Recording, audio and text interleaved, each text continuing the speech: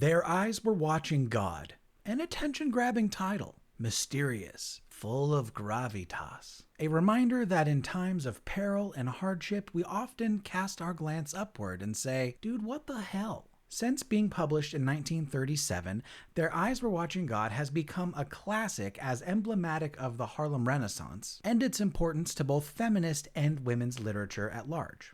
The novel follows Janie Crawford's life as chronicled across 3 marriages, as well as her development into a strong, intelligent, independent woman of color, in a time and in a place where that combination of things often got your ass kicked. When Janie is 15 or 16 years old, she learns from her seriously traditional grandmother that she has had an arranged marriage for quite some time. And unfortunately for Janie, she has been arranged to be married to a much older farmer named Logan 𝙃𝘼𝘎𝘃. And Logan 𝙃𝘃𝘼𝘎 is not looking for a wife. He is looking for a farmhand and a housemaid that he does not have to pay. Janie is constantly chastised for not working hard enough and not working long enough. And she is thusly treated really not much better than like a farm animal. And in the final stages of their marriage, at one point Logan threatens to her for her defiance. Not long afterwards, but while still married to Logan, Janie meets Jody Starks. Jody is an up-and-coming guy with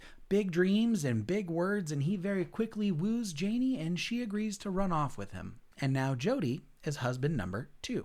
Jody has very big dreams, and he becomes instrumental in the establishment of Eatonville where they lived, so much so that he becomes known as the mayor of Eatonville, and thus Janie the wife of the mayor. Like royalty, but like not. And Jody, for all of his successes, is good at business but bad at husband. So Janie is well taken care of, but she is not treated equally. She is treated as a trophy. He controls her hair, her clothes, her schedule, her friends. They become very well established and wealthy over their 20-year marriage. But again, for Janie, love seems to be elusive. Soon after Jody's death from kidney failure, Janie meets 𝙃𝘃𝘼𝙎𝑃, like a cake you eat with tea. He is much younger, charming, charismatic, and overly smitten with Janie. He treats her well, he teaches her new things, he takes her new places, he dotes on her pretty outrightly, and Janie's not quite sure what to do with that. But in a familiar turn, 𝙃𝘃𝘼𝑎𝑃 has spouts of jealousy and dominance, and is sometimes less than truthful with Janie. But overall,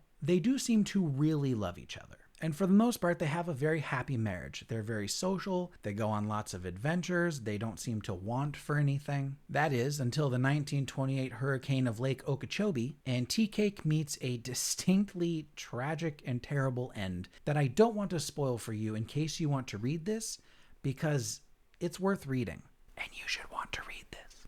And at this point in the story, Janie is in her early 40s, which is where the book starts when she goes back home to the town where she was raised. Kind of like a circle. This book is really very funny. Janie is very smart, she's witty, she's intelligent, and she makes a lot of very keen observations about race, men, gender roles, etc. And her desire to simply be seen as equal and included is the driving force behind much of this story. Watching her grow from a young and reluctant bride to a proud, intelligent woman who is not afraid to shout her demands from the rooftop is a beautiful journey. I think this book did not have the same impact on me as it would a woman or a person of color, but as a white guy with half a brain, it is very easy to see why this book is so highly revered. But if you're looking for a book about empowerment, female independence, feminism, or just like a book about a woman who kicks ass, then you should read this book, Their Eyes Were Watching God by Zora Neale Hurston.